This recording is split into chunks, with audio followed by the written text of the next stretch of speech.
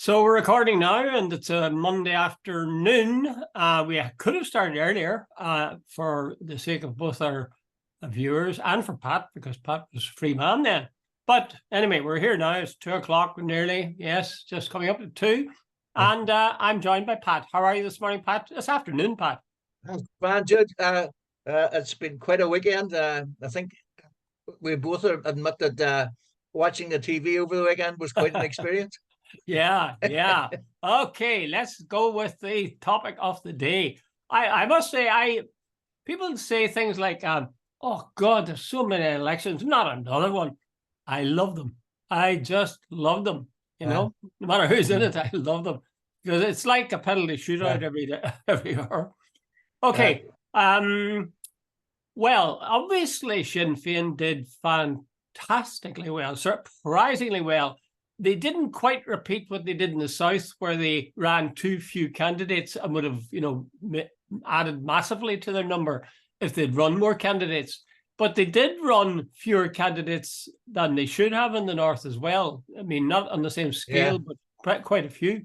How would you account for this really good showing by Sinn Féin, Pat? Is it a one-off or? No, Jude, I think it's reached the stage now that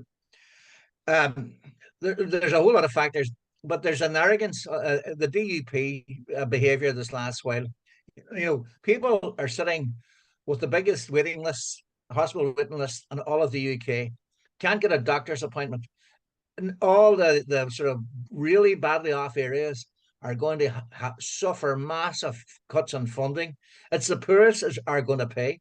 But there's also this arrogance to the DUP, right from Brexit, seem to think that those who have a nationalist persuasion don't have any rights to call the shots. They went for we've said this before, they went for the hardest Brexit possible, deliberately tried to ensure that there'd be a hard border. Susan McCain makes that very clear. Despite what they were saying in public, they wanted the hard border back in Ireland. They wanted like the Atlantic Sea between Donegal right over to Dundalk, so that it goes back to the 1950s. They played every game they could. When they got in charge, they absolutely made it nearly impossible for Theresa May and for Boris Johnson. And there's very, very little sympathy. There should be sympathy, but there's very, very little sympathy in the nationalist community for unionism these days. In fact, there's an anger about it because they see that they're lacking in generosity, they're lacking in vision, they're lacking in political nous. And basically they are where they are now is of their own doing. Well, now some people said that they are where they are because, or rather, put it the other way around, that Sinn Féin are where they are because Jeffrey Donaldson essentially was their electoral manager. That he, by digging his heels in and refusing to go back to Stormont, has galvanised the nationalist/Republican community. Would you agree with that? I'm not sure I agree with that fully. Yeah, there's Mark Carruthers on the Sunday Politics program yesterday put that very point. I can't remember who it was, whether it was John Finucane or the DUP person there. I think it was the DUP person he put it to, and said like the behaviour and the policies of the DUP enraged nationalists. They basically, Jude, 1 in 3 votes went to Sinn Féin. And I was watching that programme yesterday. The UUP want to go back into Stormont. Alliance wants to go back into Stormont. The Green Party wants to go back into Stormont. The SDLP wants to go back into Stormont. Sinn Féin wants to go back into Stormont. Everybody except the DUP. So 75% of the voters, at least 75%, are being denied the right of representation at a time of unbelievable difficulty by the attitude of the DUP. And their attitude is, like, we don't give a monkeys, don't give a shit about your community. We're playing to our gallery and to help you. Now, why do you think there's an anger? Well, I suppose there could be an anger, but that mightn't necessarily translate into giving votes to Sinn Féin. In many ways, the success they had resembled very closely the success that they had last May, and last May very closely resembled the success Sinn Féin had in the South. So, I mean, I think it's not all simply a reaction to the stance that the DUP has taken. I think it's got to do something deeper than that. It looks, I mean, I would hope, but it does look like there's something stirring, something, as they say, seismic You singled out John Taylor, aka Lord Kilclooney, for some critical comment, Pat. What was he saying? I read some of the stuff he was putting out on Saturday, and and I don't mean this, but it was for the birds, bordering on delusional. He's basically saying that this changes nothing, right? You're of the vintage, as am I, of elections where unionists it was 2-1 every time, 2-1, 2-1, and there was and so on.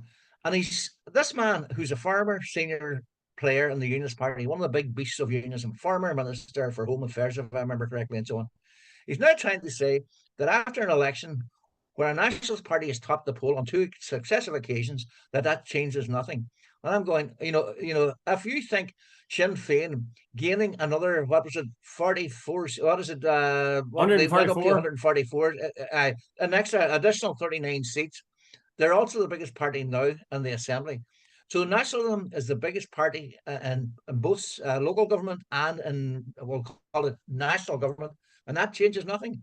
I'm going, come on, God be with the days when there was one party rule here. So as he's saying now that we just ignore, you've just got beaten 8-0. Manchester City have just beaten you 8-0, but because you won the championship last year, you're still the champions. Well, in a way, I mean, I know what you mean when you're saying. I agree with what you say largely, but at the same time, he has a point. Like the big question for unionists is the constitutional position, and Kilclooney is right. Nothing has changed with regard to the constitutional question. The catch is that that's exactly what was the case with regard to the Windsor framework, which the Unionist Party, DUP, says changed everything, and it's making, putting them out on the ledge, and they're no longer part of the UK and God knows what. And, people like yourself and me would say to them, look, there's a setup whereby there has to be a border poll, and there has to be a majority of people in the north and the south who agree to it. So the Windsor framework changes nothing, but they won't listen to that. So I think, to be fair to Kilclooney, you could agree with him in that it doesn't change anything in literal terms. There's no change in the constitutional status of Northern Ireland.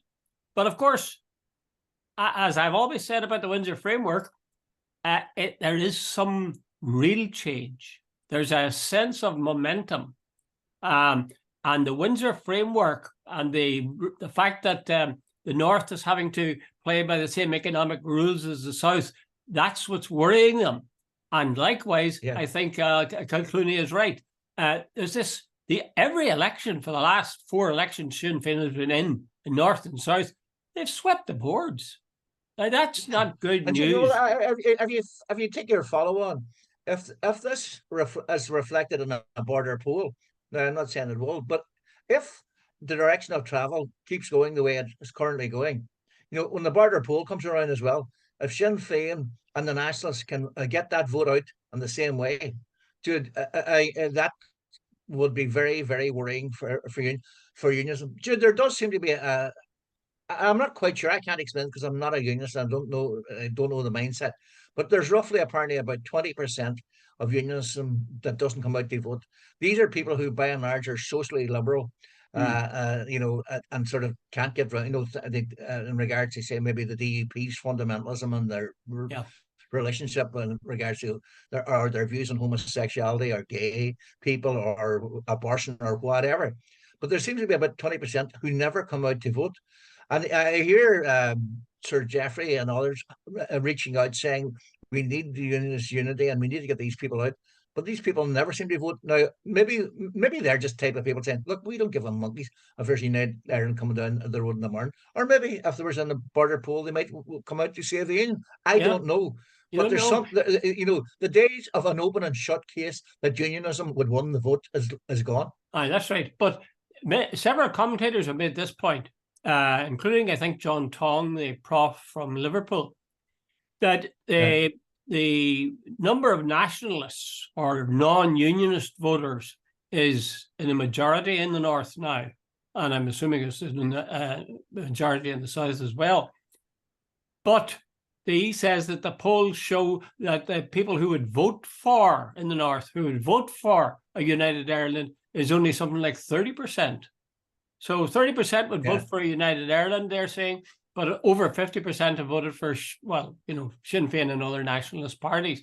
Do you agree with that analysis? Are these two Jude, I different don't know. blocks? Jude, I used to hear unionists tell me this. And I said, if that's the case, a Sinn Féin, a sort of union, a pro-union party, is SDLP a pro-union party? The other thing as well, Jude, we've said this numerous times, until all the roadmap for United Ireland is laid out, the detail, the plans about health, education, transport, policing, everything on the government, until all that's laid out and so on. I would think at this stage, Jude, we mentioned the last week, Mary from Nottingham, who was on Nolan the last day. You sort of dismissed it, but I thought it was sort of symptomatic. She came on and she was absolute visceral. She detests unionism. He says all you do is flag wave and you're sort of freeloaders and so on, so on. And I was thinking to myself after, by the way, I didn't hear it live. Somebody sent it to me. So after I was listening to it, I thought, how many others think the same? And you wonder how many unions are getting the message. Like the last day, the voting in the Westminster for the framework document, the Windsor framework document, was a massive endorsement of Rishi Sunak. And basically, the unionists were told, go take a run. And if how many times do you have to get kicked and you know where before you sort of say, wait a minute, I must stop doing this? Well, yes, I agree. But when you said that about Mary saying, who do these people think they are? Those are almost exactly the words used by Harold Wilson when he was Prime Minister in the 60s. He said of the unionists, who do these people think they are? And boy, there was a huge backlash from unionism. They were enraged, and anything had galvanized them into, being more hardline than they had been. I agree with both Harold Wilson and Mary, but it doesn't seem to change anything, certainly not in a favourable way for people like yourselves who would be Republican or nationalists. It'd be true to say that the people across the water are critical, very critical, and maybe don't even like unionism. But they're not going to vote. They're not going to be having an effect. The scene is set for a vote north and south in Ireland, and what people in the mainland, what they think is in a way irrelevant. Yeah, but I don't quite agree with that, because I think what was held to be true and accurate in maybe 1950s and in the 60s when Harold Wilson made that comment, I think the ground has shifted totally. We've had 30 years of basically the troubles. We have a ceasefire. There's a sort of now. I think the DUP of hauling Theresa May out of a big stage managed signing of an agreement in regard to the protocol about 2 hours before she was due to, and humiliated her in the eyes of 27 other European countries. I think the boys in the back room and the Tory party won't forget that. Boris Johnson then conned them into the DUP into believing that he was on their side and he would never sign that would put a border down the Irish Sea. He signed it, and so on, Jude. And then the framework document. Rishi Sunak even got now King Charles, but then Prince Charles involved, meeting Ursula von der Leyen. Jude, I think there's message after message after message been sent to unionism. Look, the days of you pulling strings are gone, and wake up and smell the coffee. Even what do you call him? Edwin Poots said the last day that it's time for unions. And I'm not saying anything that should anybody else. We went from a space. I remember a time when Sinn Féin got 2% of the vote in the Republic of Ireland to now. Not possibly. If the polls are anywhere near accurate, they'll be by far the largest party in the Republic, even though they mightn't get into the government because if Fianna Fáil and Fine Gael do another coalition, they would probably still outvote them. But they will be the biggest party in the south and by far the biggest party in the north. Now, gee, that's seismic, no matter what way you look at that. Yeah. Incidentally, I just want to dip into this point for a moment and then maybe come back to some of what you're saying about how unionists should act, whether they'll go back to Stormont.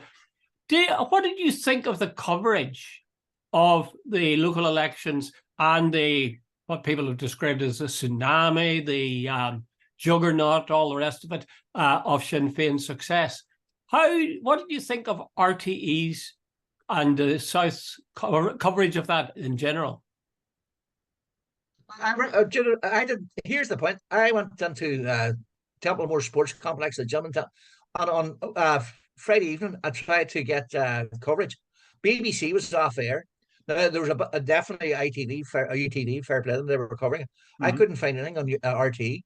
Yesterday on RT, or not yesterday, on Saturday, I turned on the news program. They were talking about asylum seekers and the health service or something. No mention of what was happening across the border. Very, very little mention of it. And, I thought, and by the way, apparently yesterday's, was it Sunday Independent? No mention whatsoever of it. And I don't know if that's true or not.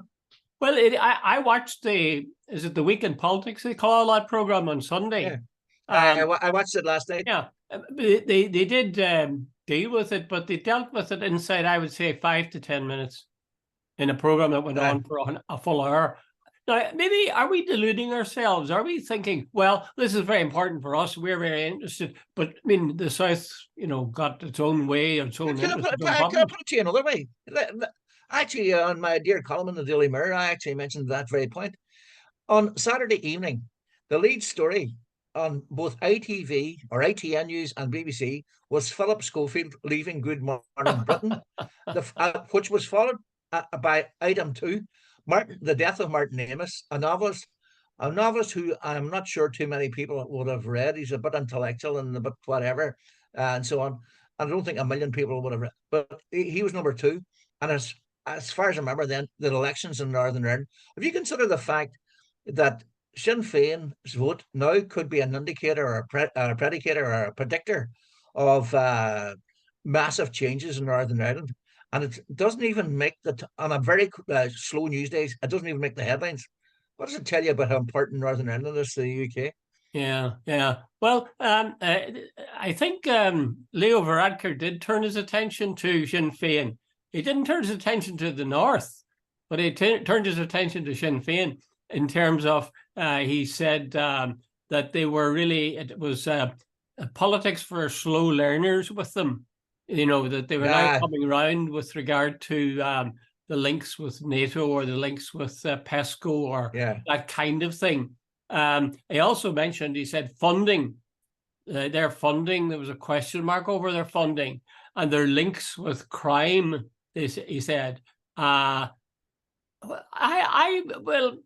just felt a bit indignant about that because, to the best of my knowledge, Sinn Féin's accounts are scrutinised very, very, very carefully.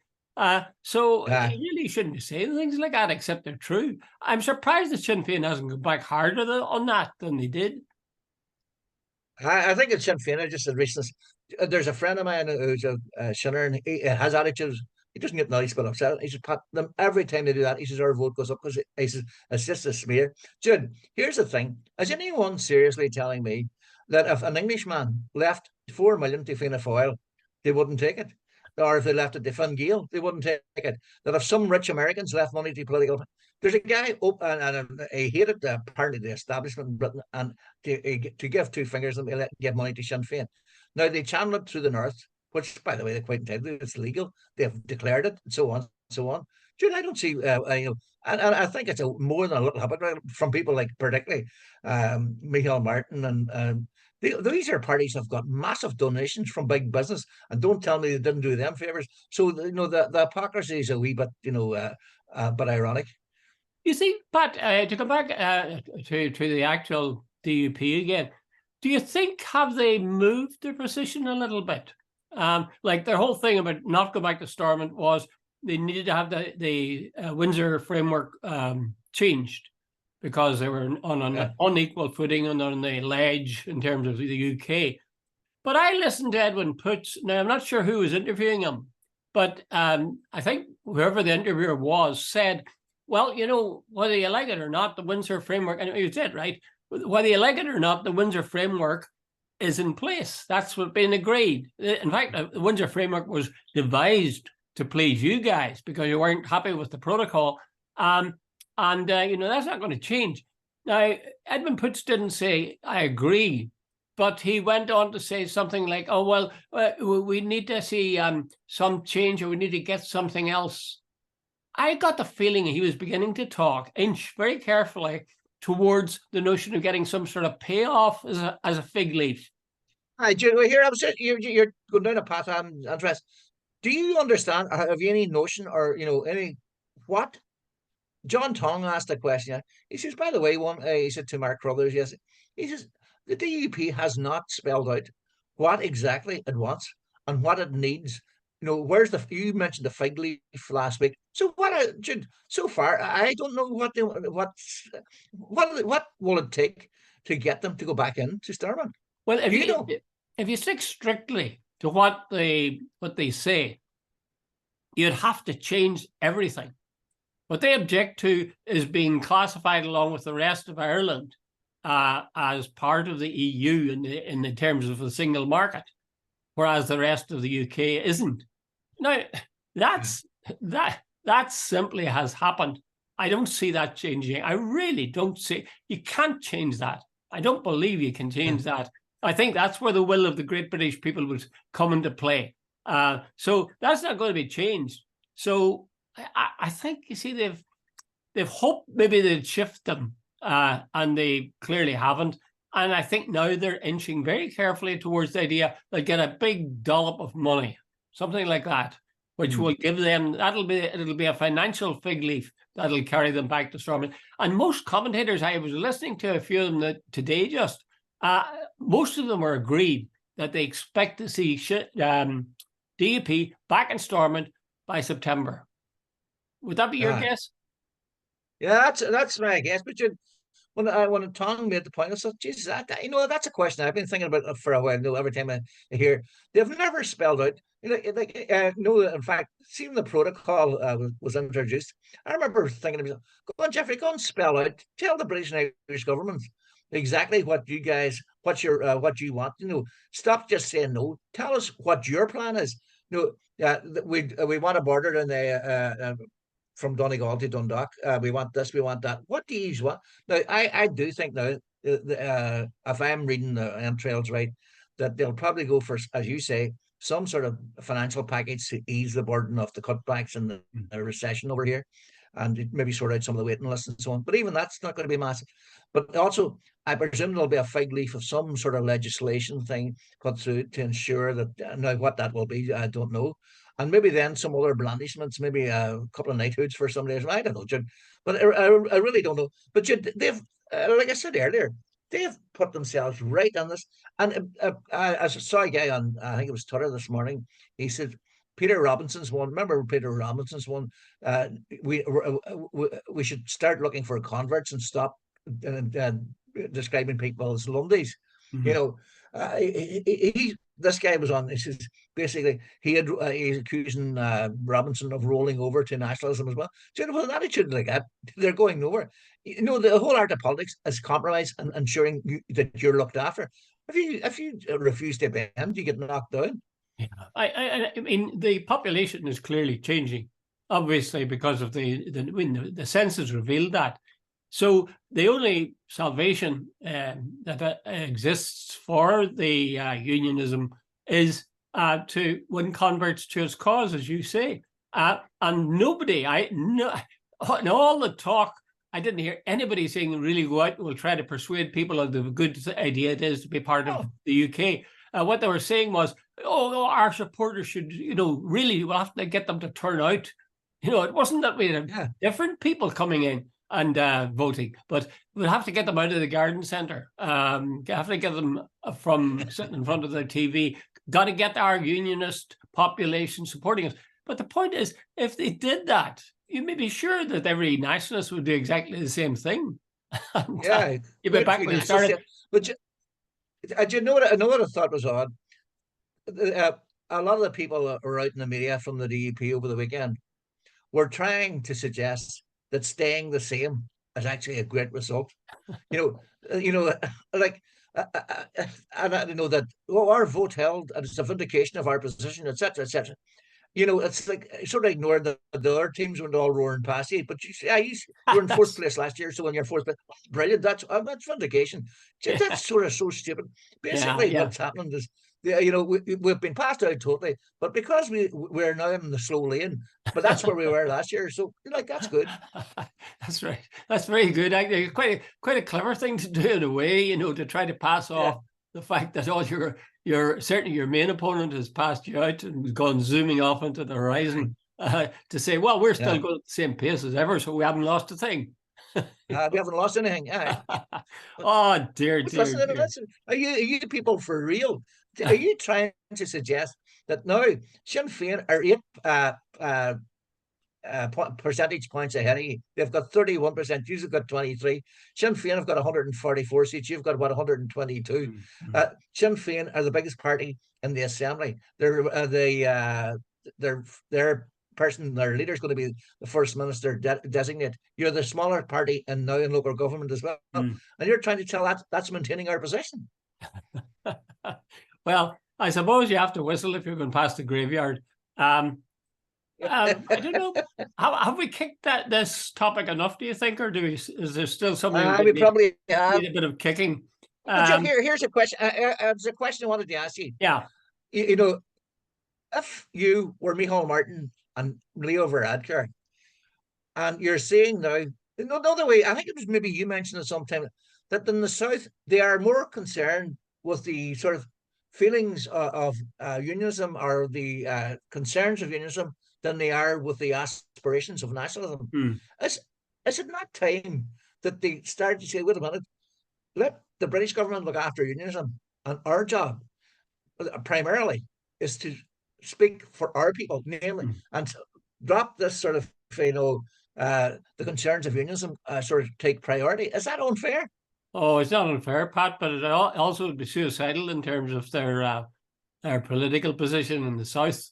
In other words, if they were to give a leg up to Sinn Féin, that would just be hastening the day when they would be... No, I'm not talking about Sinn Féin, but addressing the realities of what's happening, Jude. Yeah, but then again, the realities have implications for them, I think, because Sinn Féin would, if you look at the realities, Sinn Féin would emerge in a stronger and more positive light. And as a result, I'm afraid that Fine Gael and Fianna Fáil would begin to... They'd have to take down, for a start, the sign for Fianna Fáil, the Republican Party. They'd have to take down that latter part and stack it in the cellar or somewhere.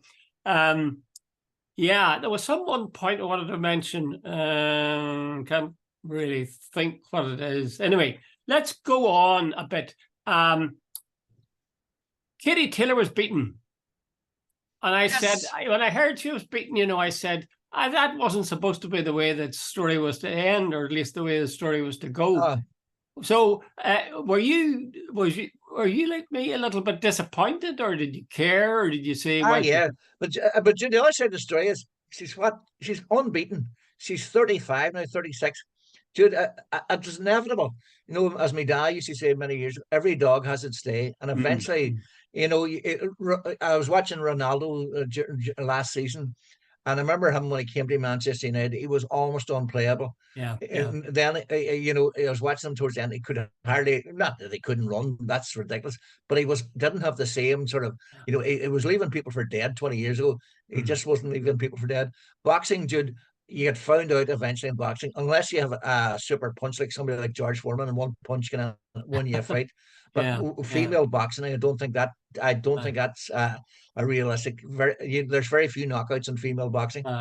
Do you think women should be boxing? My wife thinks it's disgusting. What do you think? My wife would think the same. Dude, there's one point, and I'm deadly serious. I would love to know in the long term, and I don't think it's like, what about breast cancer? And I'm deadly serious about women boxing. Like, one of the things that can cause trauma as for women, and is getting on the chest. But can you imagine somebody punching you full on in the face and the chest and the midriff? Now, men have enough problems, but that's one thing they don't. So I wonder, like, yeah, I know what you're getting at. 20 years down the road, will some surgeon come along and say, look, women have gone to stop. This is deadly serious. I always assumed that. I mean, I suppose that crossed my mind, but I always assumed that there was some sort of padding or protective gear they were wearing underneath the singlet. But I haven't said that. Yeah, but there was. I remember years ago saying that along the line that breast tissue was very susceptible to injury. So if somebody's punching you full on, and it's not that. Jude, I see some of like maybe this is sexist, but you see some girl after a fight with her eye out to here and her lips all cut. Like long term, maybe I don't know, but I'm not sure. Is that? Geez, I always thought I have big issues for men boxing, but I think that's those concerns are exaggerated when it's females. Well, I But suppose that's that's maybe true, I but belong to maybe a that's different because we're generation. not. Maybe it's that because we're not used to it. I sort of share those, but I think the thing would trump it all for me would be that's what women want to do. They want to do it, despite whatever dangers it might have.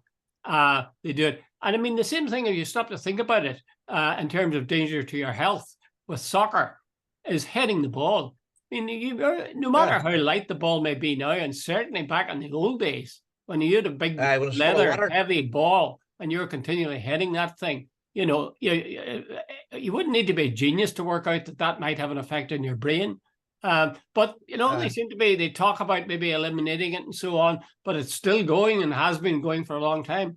Yeah, remember Jeff Astle? Jeff Astle played for West Bromwich Albion and for England. Like he died somewhere in the I think mid-60s, and he had serious dementia, and his family said it was without question directly related because he scored most of his goals for heading the ball. But here, let me tell you a quick story. I had to collect my grandson from school on Friday, and there was this stunningly good-looking wee girl, maybe about 15 or 16, walked past me. And I think she might have been foreign. I'm not quite sure. It was up in Letterkenny. Mm-hmm. And she went straight to this young fella, and he was nondescript, wee tiny moustache, but he came out smoking a cigarette. In other words, the dangerous one. There's an attraction. People like to do things. Like he came out, and the first thing out of the gate of the school, and he's about 15, Jude, if he was that, and he starts smoking a cigarette. And I thought to myself, straight out of the James Dean School of Attraction. But you see, that sort of always was the case. I thought that maybe it got more sense since my time. But I mean, I started smoking because I thought it looked cool, make me look grown up. Yeah. Guys like Marlon Brando and Clark Gable and so on, they smoked. And, that whole, what was that American cigarette they used to advertise for cowboys? Marlboro Man. I'm sure I didn't think it through, but that was part of it. I just felt I wanted to be a grown-up, and grown-ups really like this. Yeah. And no time at all I was smoking. So we all do that kind of stupid thing, but unfortunately, Pat. No, but you said there that thing about if it's dangerous and people want to do it, I thought to myself on Friday, you're 15, the evidence of cancer from fags is absolutely overwhelming. Why is a 15-year-old? But then he was far from the best looking fellow, far from the tallest, far from the best physique, far from everything. Yeah. But the really good looking girl went up to him, and the next thing she was holding his hand when they were walking past me. And I started to laugh to myself and say, there's the attraction of the bad boy. Well, that's true. The bad boy very often gets the girl. I don't know, though, it's us looking back in our wisdom and telling young people, what way they should live their life. I'll tell you the truth. I used to say this in school. There's no point in teaching Shakespeare until people are at least 30, because you have to get your backside kicked by life before you can begin to appreciate many of the things in Shakespearean tragedy. Dr. Collins, change the subject totally. What do you make of Patrick Kielty getting the late gig? Jeez. Well, I tell you the truth. This is how I say it. This is very unfair of me now. I think they deserve each other. Don't you? Why do you say that?